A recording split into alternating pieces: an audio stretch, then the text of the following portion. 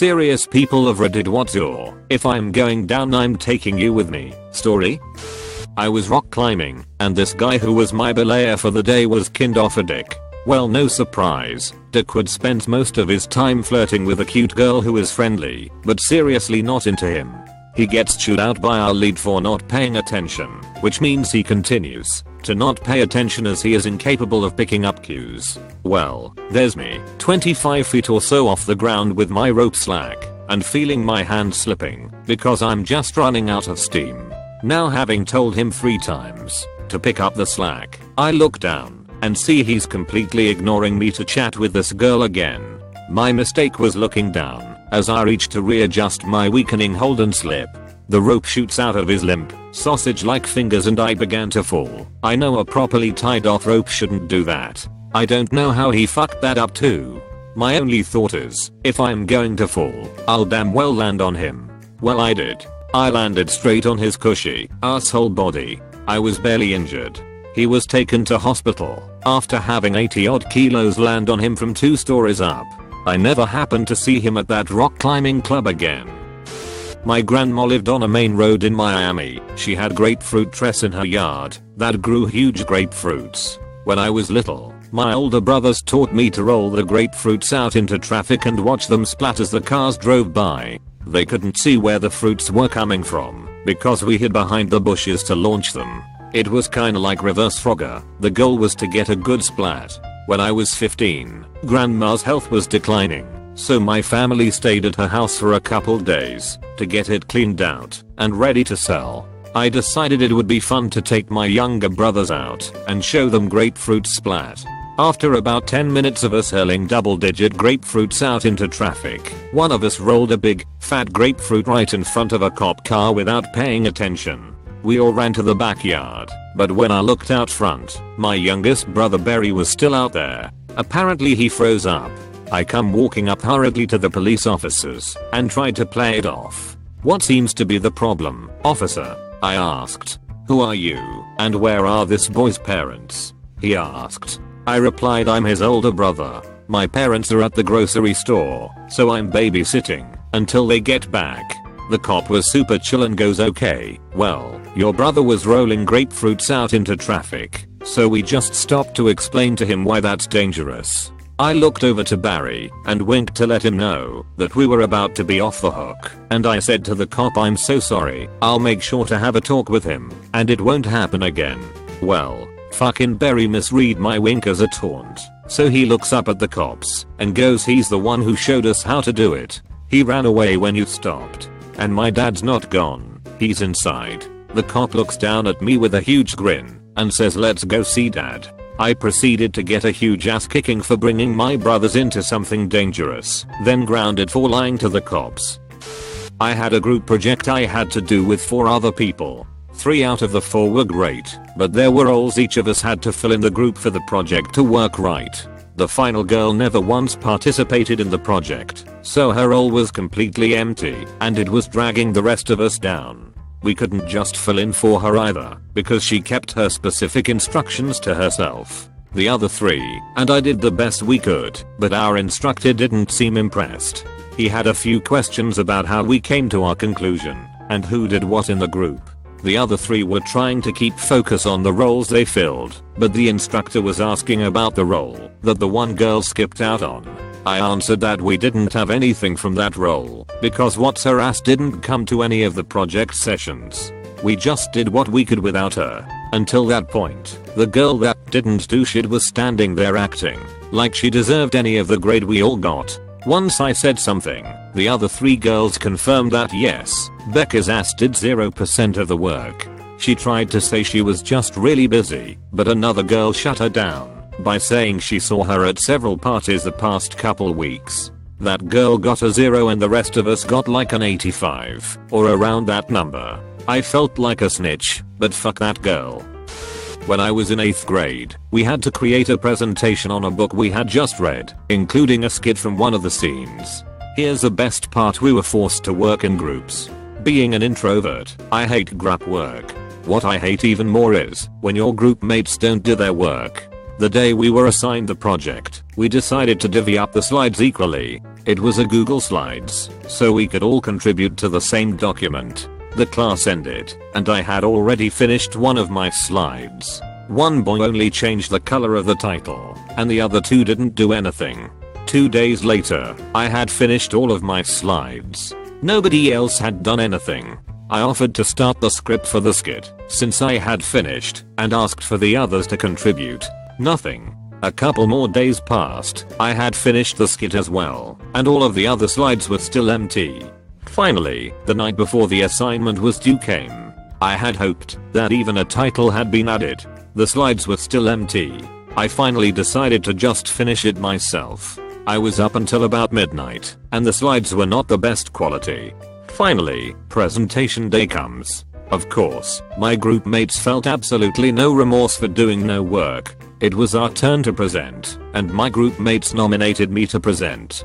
I finally decided to show them the consequences of their actions. I told them that we were all to present the slides we were supposed to work on. They obviously didn't know what they were doing, and were extremely unprepared. My grade went down, but theirs went down even more.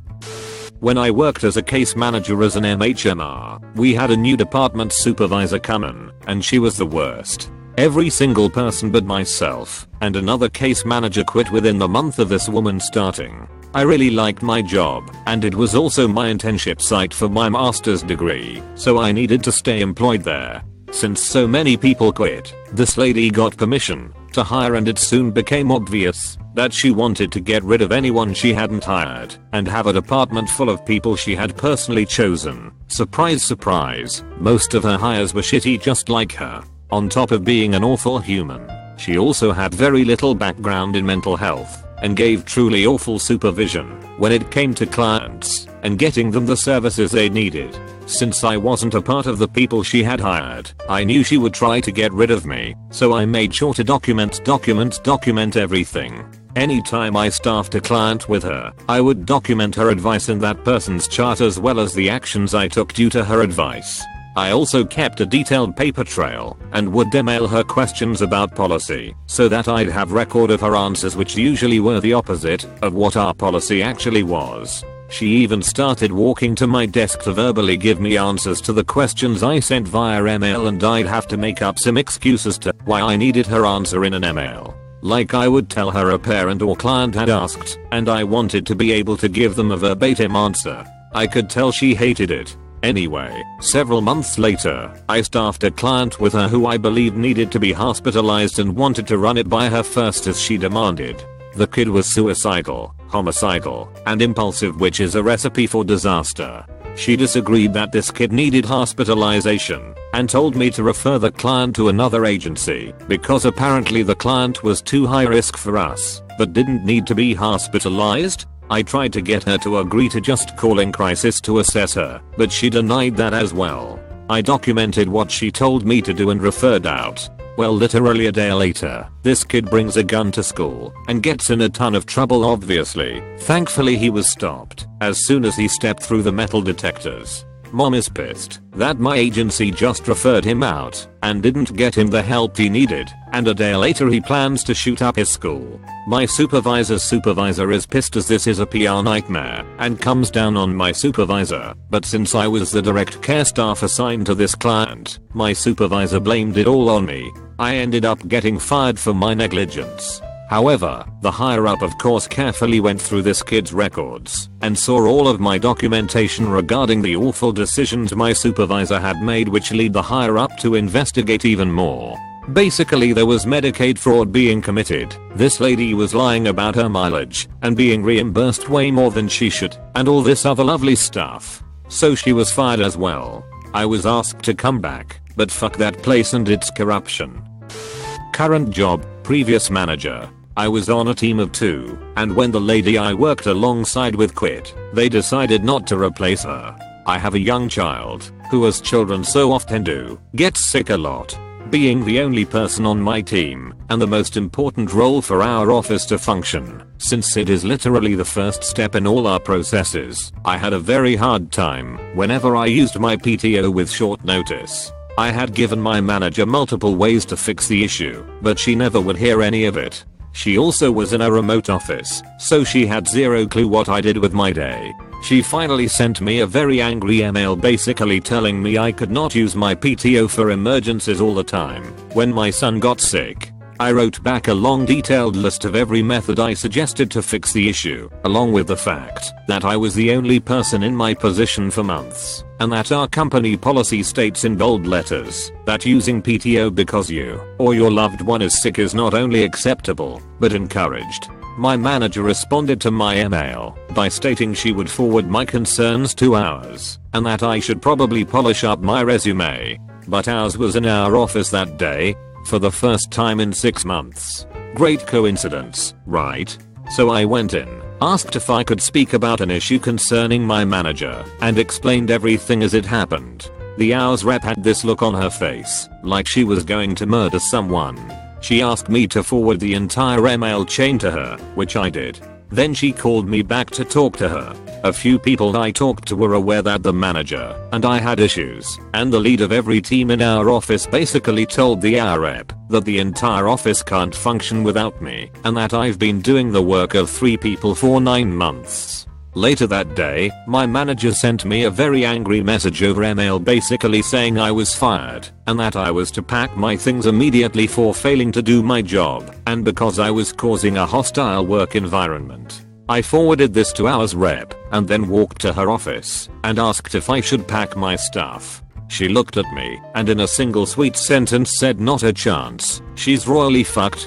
And that's basically how my manager went from making $80k a year to being fired on a Wednesday with no compensation, no benefits, and no way to collect unemployment. All around a productive day. My uncle used to own a hardware store in our shitty little town. He wanted to put up a cover between 2 buildings that he owned, but the town council wouldn't let him. They never gave any real reason like, we need to leave the area uncovered because of his building codes.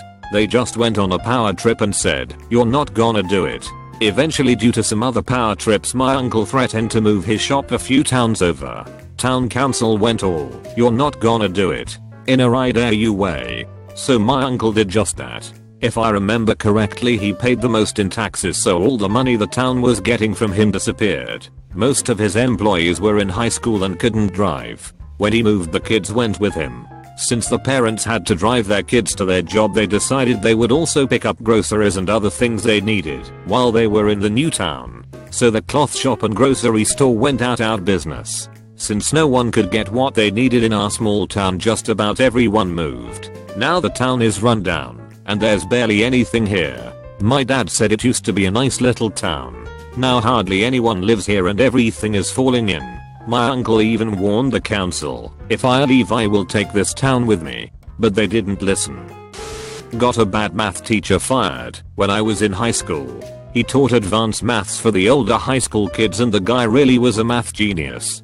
He didn't want to be a teacher and didn't have a knack for teaching. His style was more, it's right there, just do it. And we were all like, we are 16 and taking pre-calc, you need to break it down for us. This isn't an commercial. But he never did. He always skipped steps and we all were struggling. And we were kids who were talented with math and always got good grades and were in the accelerated math program. Over half of us were failing his class. I kept going to the principal and the head of the math department with complaints, and I encouraged all my classmates to do the same. Some kids dropped the class, but I stuck with it because I was determined that if I was going to fail that class, I was taking the teacher out with me. He wanted to be an expert mathematician for the government anyway. Teaching was just a fallback option for him. He told us about it all the time. So after half the class failed his class and the school had gotten a multitude of complaints about him from his students, they still couldn't fire him due to tenure. So the following school year, they scheduled him to supervise study halls and answer phones exclusively, and didn't give him any classes to teach. He threw a fit and refused to do it, so they got him for insubordination. He has since moved on and landed his dream government job, and the school is rid of one shitty teacher. So overall, it was a win-win, even though it brought my GPA down. Super simple, but I'm notorious in my friend group of having a fear of water. I'm okay in pools since you can, hopefully, see the bottom, but even shallow lakes, rivers and oceans are a no-go for me. Some friends ended up renting a boat and wanted to take it out on the lake and begged me to come out.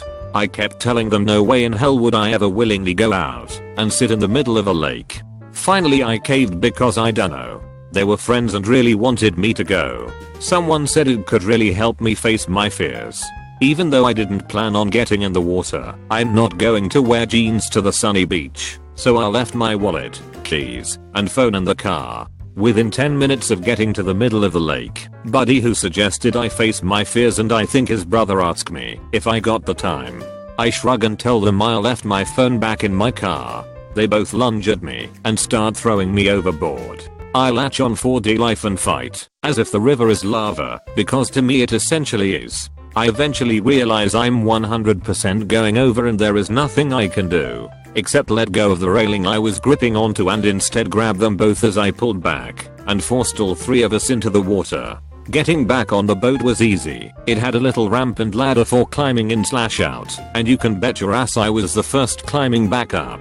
The brothers got mad at me because they had their phones in their pockets and I ruined them. But everyone quickly pointed out that they pushed me in the water knowing I hated it and that they deserved it. They argued that they intentionally tried to make sure I didn't have anything electronic on me, but everyone shut them down. They were allowed back on the boat when they apologized. My friend apologized, and I actually did chip in to help him get a new phone later, but his brother swam back to shore and got even more upset and demanded I help him with his new phone since I helped his brother.